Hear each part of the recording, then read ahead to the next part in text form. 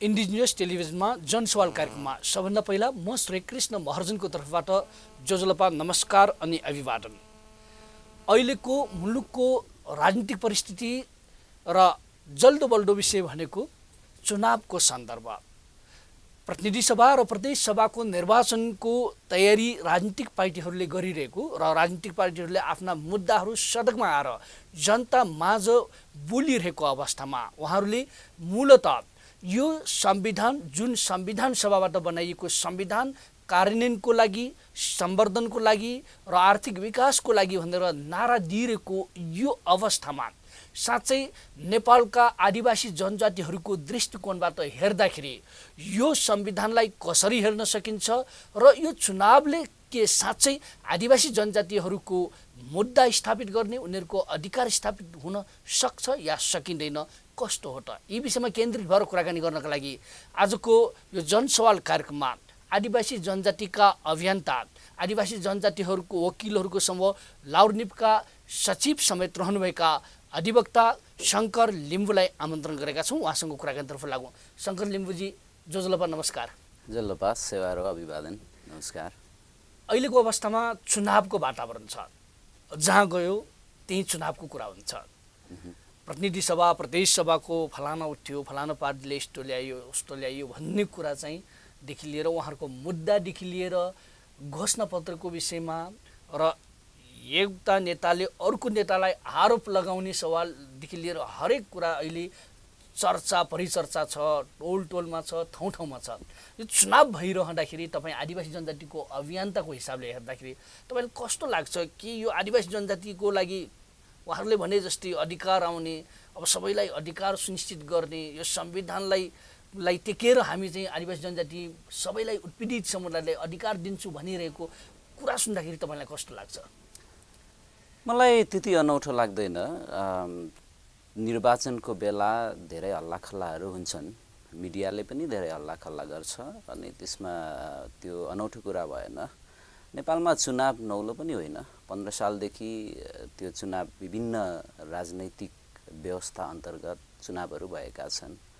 मूलभूत कुरा के हो भने ती चुनावहरूले सरकार र राजनीतिक दलका भनौँ अथवा चाहिँ केही सीमित समुदायका स्वार्थमा परिवर्तन ल्याउने काम गर्छ, त्यो स्वार्थको विषयमा काम गर्छ।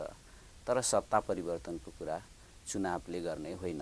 त्यसकारणले मलाई अनौठो लाग्दैन, यो आउँछ जान्छ र यसले धेरै ठुलो यसबाट अपेक्षा गरिरहनु पर्दैन। यो आदिवासी जनजातिले, मधेसीले अथवा दलितले अथवा सीमान्तकृत समुदायले अथवा बाहुन क्षेत्रीहरू जो चाहिँ तपाईँको आर्थिक रूपले विपन्न छन्, जो भोइसलेस छन्, आवाजविहीन छन्, उनीहरूले पनि त्यति ठुलो अपेक्षा गरिरहनु पर्दैन। यो चुनावले के गर्छ यो प्रश्न छ।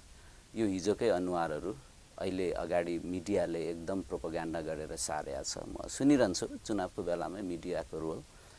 त्यो अहिले नयाँ जुन राजनैतिक अनुहारहरू देखिएका छन् चुनावी क्षेत्रमा, उहाँहरूलाई स्थान दिइँदैन, त्यो अन्याय गरेको छ लाग्छ। यो मिडियाहरू पनि अहिले यो पुराना अनुहारको, पुराना पार्टीहरूको प्रवक्ता जस्तो भएर अगाडि बढाएको छ। त्यसकारणले चर्चा अलि बढी त्यस्तै हो। त्यसले मेरो विचारमा त्यसले आदिवासी जनजातिलाई खासै फरक पार्दैन। आदिवासी जनजातिको कुरा सत्तासँग जोडिएको, सत्ता परिवर्तन हुनुपर्छ। एउटा आदिवासी जनजातिको विषयमा आदिवासी जनजातिको हामीले जहिले पनि कुरा गर्दाखेरि ऊ सरकारमा जानेसँग त्यति ठुलो महत्त्व राख्दैन। उसले अधिकार पाउँछ कि पाउँदैन भन्ने महत्त्वपूर्ण कुरा हो। उसको मुक्तिको कुरा हो, जसलाई हामी अङ्ग्रेजीमा इमान्सिपेसन भन्छौँ। 250 वर्षदेखि करिब आदिवासी जनजातिहरू दोस्रो दर्जाको नागरिक मात्रै होइन, थारूहरूको उदाहरण लिने हो भनेदेखि यो मुलुकी ऐनमा 1910मा जुन मासिन्ने जाति बन्यो त्यो भनेको कमारा कमारी बनाउने हो। अहिले कमैया बनाएका आदिवासी जनजाति थारूहरूलाई हो होइन।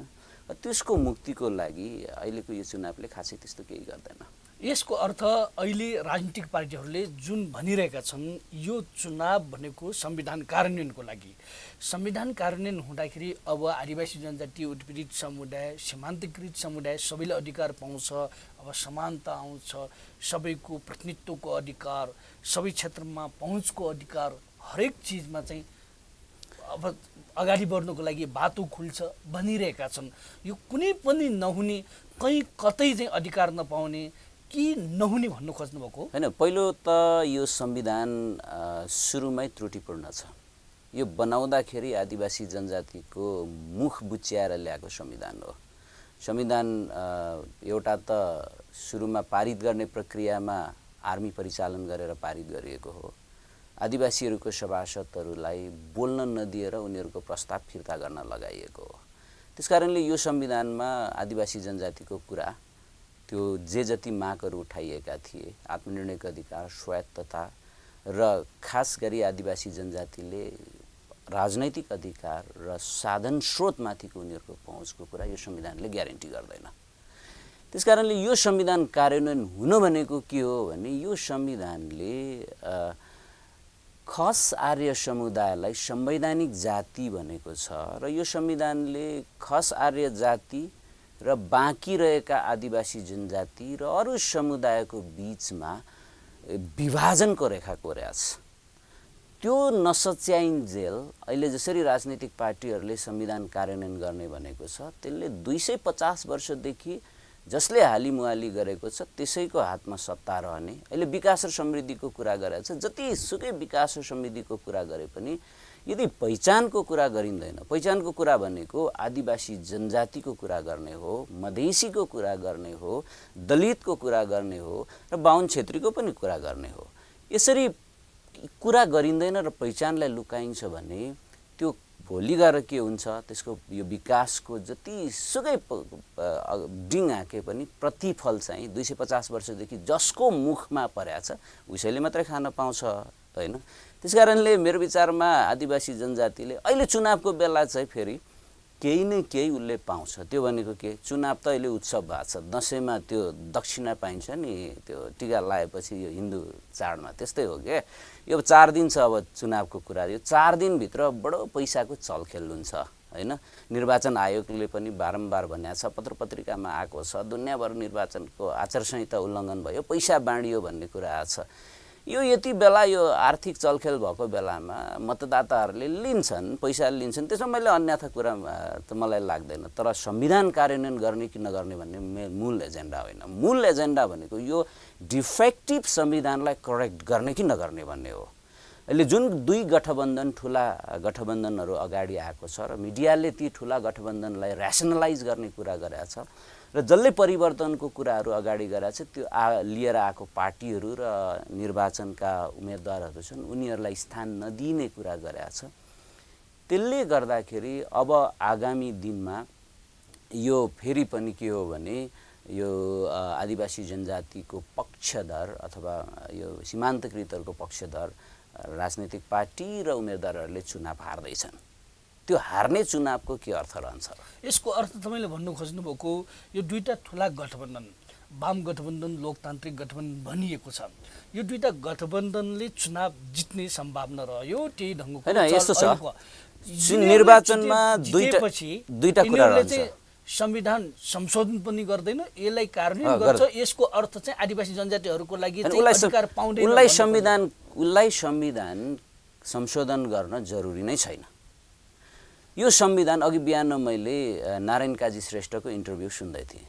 3 जना नेताले जारी गरेको रे, नारायण काजी श्रेष्ठ पनि त्यसमा संलग्न रे, बाबुराम भट्टराई पनि रे। उहाँहरूले संविधान लेख्दाखेरि बाहुन क्षेत्रीलाई सर्वोच्च जाति भनेर संविधानमा लेखिदिनु भयो। आरक्षण पनि उहाँलाई दिनुभयो, 80% उहाँहरूकै हुने भयो। त्यसले उहाँहरूको एजेन्डै होइन यो। उहाँहरूले आदिवासी जनजातिको लागि बोल्नै हुन्न, त्यो देखिसक्यो संविधानले भयो। अहिले चुनावको अवस्थामा त बोलिरहेका छन् त, आदिवासी जनजातिको अधिकार आउँछ, आदिवासी जनजातिको समानुपातिक सहभागिता। पहिले उहाँहरूले सत्ता छोड्नुपर्छ। 39वटा प्रधानमन्त्री हुँदाखेरि एउटा पनि आदिवासी जनजाति भएको छैन। दलितको त अझ मेरो विचारमा त 100 वर्ष पनि प्रधानमन्त्री हुँदैन। छोडेर हेर्नुपर्छ।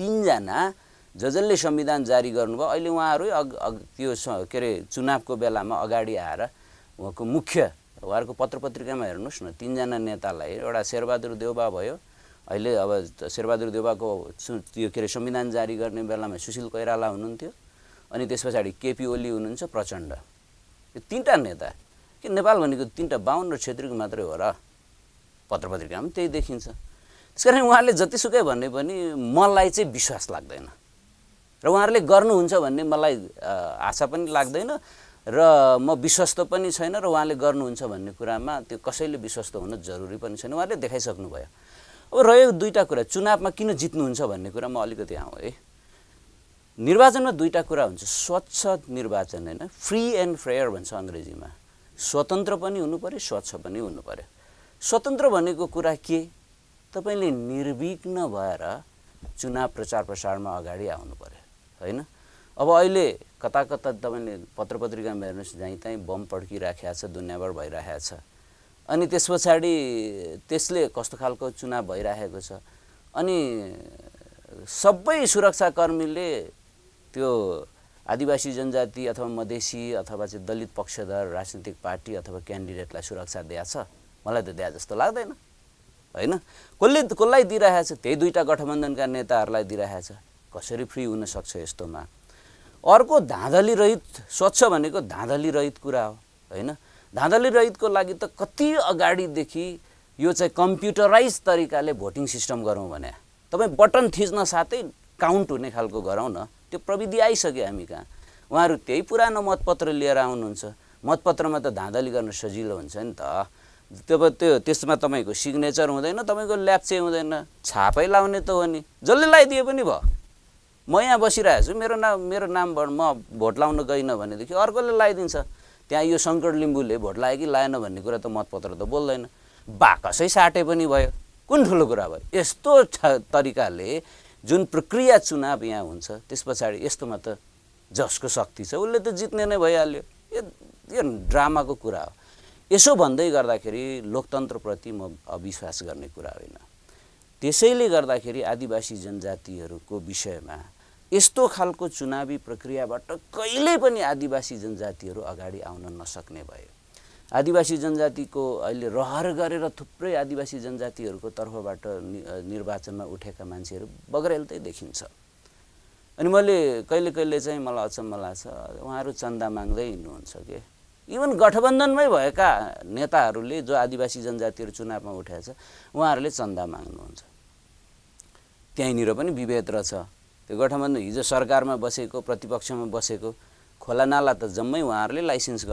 लिनुभएको छ उता विदेशबाट आएको पैसा त उहाँहरूले पाउनुहुन्छ कमिसन त उहाँहरूकै हातमा जाने हो उहाँहरू चाहिँ ढुक्क भएर बस्नुहुन्छ जति चुनाव भयो उहाँहरूको नयाँ घर बन्छ घर चाहिँ उहाँहरूको तल्ला थपिन्छ हाम्रो आदिवासी जनजाति त भएको घर खेतको पनि बेच्ने हो थुप्रै देखाएको छु मैले त्यस्तो कुरा यस्तो इम्ब्यालेन्स हिसाब किताबले तपाईँ कम्पिटिसन गरेर पनि हाम्रो मान्छेले चुनाव जित्दैन त्यही देखेर संसारभरि आदिवासी जनजातिहरूको कहिले पनि यो खालको निर्वाचन भोट लाउने पद्धतिबाट अगाडि आउन नसक्ने अपवादको बाहेकमा आउन नसक्ने देखेर उसको राजनैतिक अधिकार अथवा डिसिजन गर्ने ठाउँमा उसको चाहिँ सहभागी होस् भनेर अन्तर्राष्ट्रिय कानुनले आदिवासी जनजातिलाई एउटा चाहिँ छुट्टै संयन्त्र बनाएर उसलाई संसदमा राख पहिलो संविधान सभामा हाम्रो थियो 26 जनाको डाइरेक्ट प्रतिनिधित्व आदिवासी जनजातिको लागि हुने भन्ने व्यवस्था थियो त्यसलाई सर्वोच्च अदालतले पनि त्यो गर्नुपर्छ भनेर फैसलै गरिदिएर निर्देशनै जारी गरेको थियो हैन अब इन्डियामा पनि रिजर्भेसन सिस्टम छ त्यो त अहिलेको अवस्थामा छैन त्यो किन भन्दाखेरि इम्ब्यालेन्स भयो के एउटा चाहिँ 250 वर्षदेखि खाएर तन्दुरुस्त छ पार्टीमा त्यो अगाडि चुनावमा आएको छ अरु केही साधन स्रोतै नभएको मान्छे लडिराखेको छ त्यस्तो अवस्थालाई ब्यालेन्स गर्नलाई अन्तर्राष्ट्रिय कानुनले मानव अधिकारको कानुनले एउटा रिजर्भेसन अथवा कोटा त्यस्तो खालको सिस्टम गर भने एउटा अर्को सिस्टम के हो भने बुझ्ने भाषामा भन्दा तिमी संविधान बनाऊ अथवा कानुन बनाऊ निर्णय गर यदि आदिवासी जनजातिलाई त्यसले असर पार्छ भनेदेखि उसँग सहमति लिएर मात्रै संविधान लागू गर है कानुन त्यस्तो बनाऊ अथवा निर्णय गर भन्यो हैन त्यो पनि लागू गर्दैन जबकि कन्भेन्सन 169 र UN ड्रिप अनुमोदन गरेर एडप्सन गरिसक्यो अन्तर्राष्ट्रिय कानुन। त्यसैले यो भएको बाटो जुन हो आदिवासी जनजातिको राजनीतिक अधिकार उसले उपभोग गर्न पाउने, त्यो चाहिँ नभएको हुनाले गर्दा मेरो विचारमा यो चुनावबाट आदिवासी जनजातिले केही पाउँदैन, पावरमा ब्यालेन्स पनि छैन। अब त्यो चाहिँ यो अवस्था। अब सिरियस कुरा के हो भने काठमाडौँकै उदाहरण हेर्नुहोस् न, टाढा जानु पर्दैन। काठमाडौँको तपाईँको नेवारहरूलाई यहाँनिर नेवारहरूलाई त्यो केही महिना अगाडि घरै बुलडोजर ल्याएर सडक बनाउने नाममा भत्काउने काम गरियो हैन। त्यसलाई सबै मान्छे सडकमा आएर ओर्लेर रोक्ने काम पनि भयो। अनि सर्वोच्च अदालतमा मुद्दा पर्यो। सर्वोच्च अदालतलाई आफ्नो पक्षमा फैसला गर्छ कि गर्दैन ट्रस्ट नभएर सबै मान्छे त्यो सुनवाई भएको बेलामा जो चाहिँ मण्डलामा गएर आफ्नो यो चाहिँ सर्वोच्च अदालतको ध्यान आकर्षण गराउने काम पनि भयो। यस्तो स्थिति छ है। अब के काठमाडौँको नेवारहरूले जुन अहिले जसले हिजो यो घर भत्काउनको लागि डिसिजन गर्यो, त्यो गठबन्धनमा बस्नेहरूले त्यही पार्टी हो नि त, काङ्ग्रेस हो, एमाले हो, माओवादी हो, त्यसलाई भोट दिँदाखेरि काठमाडौँको नेवारहरूको घर जोगिन्छ? घरभन्दा ठुलो अर्को कुरा के हुन्छ? तपाईँको प्रश्न भयो। मेरो प्रश्न। तपाईँ अहिले हेर्दै हुनुहुन्छ इन्डिजिनियस टेलिभिजनमा जनसवाल कार्यक्रम। जनसवाल कार्यक्रममा अब छोटो विश्राम लिनेछौँ। विश्रामपछि पुनः उहाँसँग कुराकानीतर्फ लाग्नेछौँ।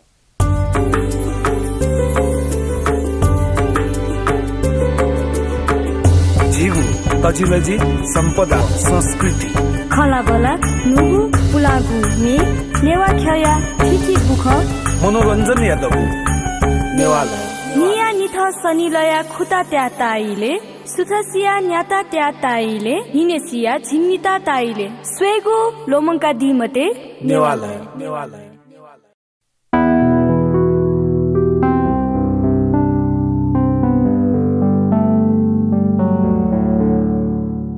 इन्डिजिनियस टेलिभिजनको जनसवाल कार्यक्रममा फेरि पनि तपाईँलाई स्वागत छ। हामी कुराकानी गर्दैछौँ चुनाव र आदिवासी जनजातिको मुद्दा लगायतका विषयमा केन्द्रित भएर कुराकानी गर्दैछौँ शङ्कर लिम्बूसँग। उहाँ आदिवासी जनजातिका अभियन्ता हुनुहुन्छ। उहाँले भन्नुभयो कि यो चुनावबाट आदिवासी जनजातिहरूको अधिकार आउँदैनन्, अधिकारको लागि यस्तो ब्यालेटबाट, यस्तो मतदानबाट, प्रक्रियाबाट, चुनावबाट आदिवासी जनजातिको अधिकार आउँदैनन् भन्ने उहाँको चाहिँ सारमा अहिलेसम्मको कुरा। थप कुरा उहाँसँग कुराकानी गरौँ।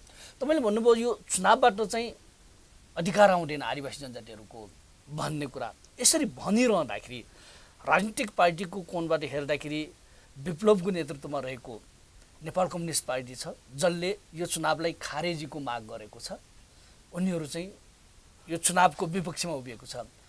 तपाईँले यसरी अभिव्यक्ति दिइरहँदाखेरि आदिवासी जनजातिका तपाईँसँगै लाग्ने अभियन्ताहरूले यसरी कुरा गरिरहँदाखेरि तपाईँहरूलाई विप्लवसँग जोडिएको भनेर आरोप पनि लाउन सक्ने भयो नि त, के भन्नुहुन्छ? म हिंसा र हत्याको राजनीतिमा विश्वास गर्दैन। म मानव अधिकारमा काम गर्ने प्रष्ट कुरा हैन। अनि मैले विप्लवको कुरा भन्ने कुरा पनि भएन, यो उहाँहरूको कुरा हो हैन। तर एउटा कुरा चाहिँ के विचार गर्नुपर्छ भने यो संविधानमा असन्तुष्टि छ। अहिले जसरी राजनीतिक पार्टीहरूले अब चाहिँ शान्ति प्रक्रियामा गइसक्यौँ भनेको छ, त्यो चाहिँ होइन रहेछ भन्ने कुरो विप्लवजीहरूको क्रियाकलापबाट देखिन्छ हैन। त्यति मात्रै यसमा भनौँ। अब रह्यो दोस्रो कुरा के यो निर्वाचनप्रति नै तपाईँको वितृष्णा हो। नेपालमा जुन तरिकाले निर्वाचन प्रक्रिया भएको छ, त्यो निर्वाचन प्रक्रिया, म निर्वाचनको विरोधी होइन, त्यो प्रक्रियामा मेरो असहमति हो। लोकतन्त्रमा निर्वाचन भन्ने हुन्छ। आदिवासी जनजातिको दुईटा राजनैतिक अधिकार हुन्छ। एउटा व्यक्तिगत राजनैतिक अधिकार जो पार्टीमा संलग्न हुने, पार्टीमा जाने, मतदान गर्ने। अर्को राजनैतिक अधिकार भनेको डाइरेक्ट उसले प्रतिनिधि पठाउने, डाइरेक्ट डेमोक्रेसी उसले उपभोग गर्न पाउँछ। त्यो भनेको अघि मैले कुरा गरेँ, त्यो रिजर्भेसन होला अथवा चाहिँ उसँग सहमति लिएर मात्रै कानुन बनाउने, निर्णय गर्ने कुराहरू होला। त्यो अत्यन्तै जरुरी छ। अब आदिवासी जनजातिहरूले अहिलेको यो निर्वाचनमा चाहिँ के गर्न सक्छन् भन्ने कुराहरू पनि उठ्छ। आदिवासी जनजाति महासङ्घले होइन पहिचान पक्षधरलाई तपाईँहरू चाहिँ अलिकति चुनावमा चाहिँ मत दिनुहोस् भन्ने कुराहरू पनि अगाडि आएको मैले देखेँ।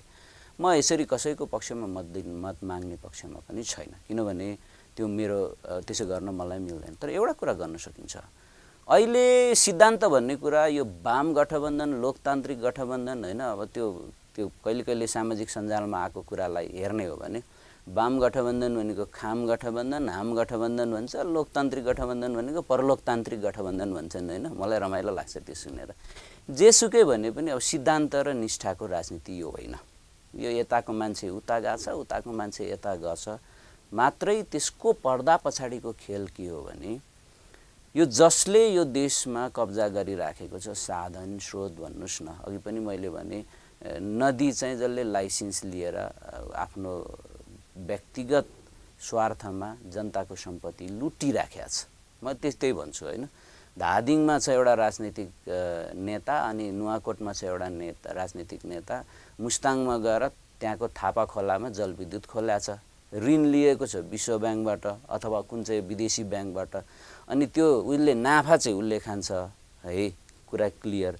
ऋण चाहिँ नेपाली जनतालाई बोकाउँछ हो। त्यस्तै खालको माफियाहरूको होइन यो चाहिँ चुनाव यो अधिकारलाई कायम गराउनको लागि चुनाव चाहिँ अहिले चलाइरहेको छ।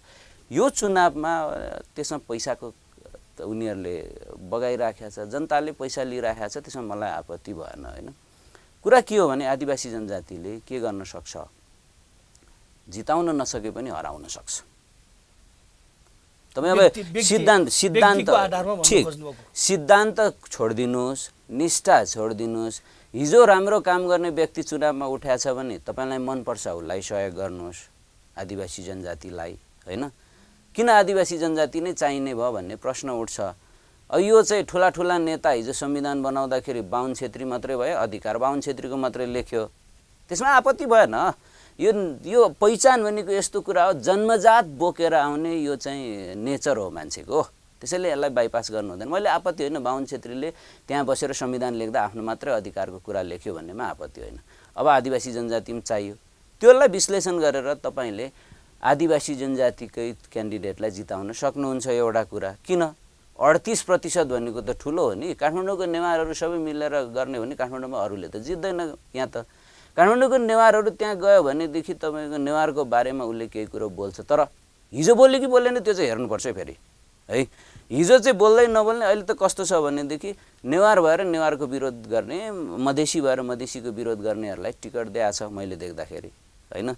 त्यो त हिजो 119 जना त हिजो संविधान सभामा आदिवासी जनजाति थियो, त्यो भएर पनि केही नहुँदो रहेछ। त्यस कारणले बोल्ने मान्छेलाई तपाईँले भोट दिनुहोस्, जसले आदिवासी जनजातिको विरुद्धमा गएको छ उसलाई हराइदिनुहोस्, भोट नदिनुहोस्। के भन्दैछ भनेदेखि कहिले कहिले यहाँ प्रोपोगन्डा गर्छ कि हार्ने मान्छेलाई किन भोट दिने भनेर कुरा गर्छ। तपाईँले हार्ने मान्छेलाई सबै जनताले भोट दियो भनेदेखि त्यसले जित्छ। नानीमैया दालले जितेकै हो काठमाडौँमा होइन, पुवातु चौधरीले झापामा जितेकै हो, जित्छ क्या। तपाईँले मत दिनुहोस्, तर मत दिएर पनि तपाईँ के गर्नुहोस् भने एउटा कुरा चाहिँ गर्नुहोस् है, तपाईँ मत दिएर थपक्कै फर्केर आउने होइन। म के भन्छु आदिवासी जनजाति, यदि तपाईँ चुनावमा जानै हुन्छ मतै लाउनुहुन्छ भनेदेखि तपाईँ 24 घन्टा 48 घन्टा बसेर तपाईँले दिएको मतपत्र ठिक ढङ्गले बाकसमा खसिसकेपछि दायाँ बायाँ साट्छ कि साट्दैन, जादु गरेर बक्सा साट्छ कि साट्दैन त्यो पनि सँगै लागेर जानुहोस्। होइन भने तपाईँले ए भन्ने पार्टीलाई लाउनु भयो अथवा ए भन्ने क्यान्डिडेटलाई लाउनु भयो भने बी भन्ने निक्लिन्छ। यहाँ त बी भन्नेले मत तपाईँको मत चाहिँ त्यो त भोलि गएर दिएको भनेर निक्लिने देश भएको हुनाले म यति कुरा गर्छु। र यो भइसकेपछि एउटा कुरा तपाईँ विचार गर्नुहोस्, कि आदिवासी जनजातिहरूको मुद्दा यति साह्रो अहिले आदिवासी जनजातिको मुद्दालाई यसलाई निस्तेज बनाउनको लागि विकास र समृद्धिको कुरा भनेर ल्याएको छ नि, यसको पछाडि ठुलो षड्यन्त्र छ, त्यो तपाईँ बुझ्नुहोस्। तर सामान्य मान्छेले हेर्दाखेरि सर्वसाधारणले बुझ्दाखेरि त विकास र समृद्धि एकदमै राम्रो अत्यन्तै आवश्यकता अहिले चाहिएकै त्यही भन्छन् नि त हो। यसमा के विचार गर्नुपर्छ भने विकास विनाश विरुद्धको विकास हुनुपर्छ। काठमाडौँमा ट्राफिक व्यवस्थापन गर्दा नेवार सुकुम्बासी बन्नु हुँदैन, त्यो कुरा बोलेको छ, कुन चाहिँ पार्टीले बोलेको छ? तपाईँ अहिले यो बुढी गण्डकीको कुरा आउँदैछ, अरुण तेस्रोको कुरा आउँदैछ, कुन चाहिँ पार्टीले अरुण तेस्रो ल्यायो अरे? अरुण तेस्रो ल्याउँदाखेरि त्यहाँ चाहिँ अहिले कति घरबार विहीन हुँदैछ त्यसको कुरा उठाएको छ। अहिले चाहिँ कसले अस्ति त्यहाँ तल गएर कुन चाहिँ पार्टीको कुन चाहिँ नेताले कोशी हाई ड्याम बनाउने भएर इन्डियाको इन्ट्रेस्टमा इन्डियामा विरोध गरिरहेछ कोशी हाई ड्याम, त्यसले चाहिँ 60,000 नेपालको गाउँ डुबाउँछ, त्यो कुरा गरेको छ। जसले यो चुनावमा हाई ड्याम बनाउँछु, जसले जलविद्युत बनाउँछु भनेर बोल्छ, तपाईँ एउटा के गर्नुहोस् भने खाली कागज लिएर गएर यो ड्याम बनाउँदाखेरि म विस्थापन हुँदिनँ भन्ने कुरो ग्यारेन्टी गर्नुहोस्, यो हाइड्रो बनाउँदाखेरि म विस्थापन हुँदिनँ भन्ने कुरो ग्यारेन्टी गरेर त्यसलाई कागज गराउनुहोस्। अनि त्यो अर्को कुरा के गर्नुहोस् भने त्यो हाई ड्याम अथवा त्यस्तो विकासको कुरा गर्दाखेरि म पनि त्यो निर्णय गर्ने प्रक्रियामा संलग्न हुन्छु भन्ने कुरा ग्यारेन्टी गराउनुहोस्। र बेनिफिट तिम्रो गोजीमा मात्रै होइन, तिमी नेता भएर बसेर सरकारमा बसेर र ब्युरोक्रेसीमा बसेर तिमीले जसरी लाइसेन्स तिम्रो आफ्नो आफन्तको नाममा पारेछौ त्यस्तो मात्रै होइन, त्यो बेनिफिट मैले पनि पाउनुपर्छ, त्यति कुरा सोध्नुहोस् अनि म तिमीलाई भोट दिन्छु भन्नुहोस् त। त्यसैले यो हावादारी विकासको कुराको पछाडि नेपाली जनता 2013 सालदेखि लागेको बाबा, 2013 सालदेखि विकासको कुरा गरेको अहिलेसम्म आदिवासी जनजाति तपाईँको पोहोर मिडियामा आएको थियो, रसुवामा त ओडारमा बसिरहेछ त, चेपाङहरू भोकभोकै मरिरहेछ त, त्यो के भएको? त्यही हो विकास। त्यसकारणले मैले भनेको कुरा के हो भने अहिले जुन विकास र समृद्धिको कुरा गर्दैछ, एउटा आदिवासीको पहिचानको कुरा, मधेसीको पहिचानको कुरा र दलितको पहिचानको कुरालाई निस्तेज गर्नको लागि अगाडि ल्याइराखेको छ। दोस्रो कुरा, यो खालको मोडलले 250 वर्षदेखि जसले नेपालको स्रोत हालिमुहाली गरेको छ उसैको मुखमा मात्रै पर्ने कुरा गरिरहेको छ, त्यसमा हामी सचेत हुनुपर्छ। शङ्कर लिम्बूजी, तपाईँले समय दिनुभयो, आफ्नो विचार राख्नुभयो, यसको लागि धन्यवाद। फेरि धन्यवाद इन्डिजिनियस टेलिभिजनलाई र तपाईँलाई पनि मौका दिनुभयो, धेरै धेरै धन्यवाद। नमस्कार। जोजलपा जोजलपा।